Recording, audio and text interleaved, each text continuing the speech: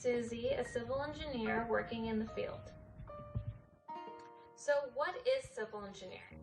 A civil engineer designs, constructs, and maintains a built environment such as roads, like your freeways in downtown Chicago, bridges like the Golden Gate Bridge in San Francisco, canals like the Panama Canal, dams like the Hoover Dam in Nevada, airports like O'Hare Airport, sewer systems that are actually in your neighborhood, as well as structural buildings like the Sears Tower in downtown Chicago, and also railways. So these are some types of civil engineering. I'm a roadway and transportation engineer. So I design anything from your freeways to your neighborhood. Structural engineers can do anything from bridges to actual buildings. They don't do the actual design, that would be an architect, but it's the interior component of it. Construction management engineering actually sees the whole construction of a project. So if you like being outside and being in charge, this is a good field for you. Geotechnical engineering deals with soil. So if you like playing with dirt, this is perfect. They also deal with anything from earthquakes to landslide disasters and how to fix them so that they don't happen again.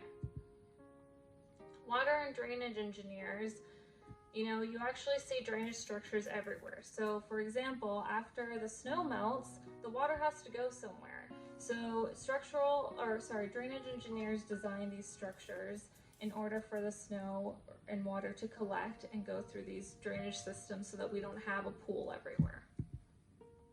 Environmental engineers, they deal from anything from the trash that we have, it has to go somewhere, and these go to landfill areas. So they actually design the whole landfill. And it's also anything from solar power to wind turbines. So my project is a roadway going over a railroad. So the setting is we have a small road that crosses a railroad track, but the client wants to add several tracks crossing the road. The problem is that all the trains crossing could cause a traffic jam. If you have all these freight trains, it could be 20 minutes, an hour, and you just have all these cars waiting on the same road. And it's also a safety issue. If a car is trying to cross the tracks and it doesn't cross in time, well, that's an accident. So what's the solution? Well, this is a civil engineer's job. We find solutions to the problem. So this is what we're going to do. We're going to build, instead of having the road level with the tracks, it's going to go over the tracks. So now the train can go under the road and the road goes over and all the cars are safe and there's no stopping. So here's our situation. We have this road and we have our tracks here. This is the railroad stop crossing. Okay, the issue is that the client wants to add several tracks. Now, what we see here is a traffic jam, right? While all these cars are waiting for the trains to pass, it's just going to keep building up. So our solution is to redesign the whole road, have the tracks at the bottom, and now we have the road going over them. Now, some things we need to consider as engineers. First, is the road going to be too low that the trains can't pass by? If so, we need to make sure that it's high enough. But we can't make it too high. One, the car needs to be able to go over the hill, right? And also, we don't want it to just go down and fly. But another situation is, if this car is up here, and let's say there's a car that's stopped down here at the bottom, it won't be able to see it if it's too steep. So we need to make it level enough so that the driver can visually be able to see this car, know that to stop, and it's safe for everyone. And that's it.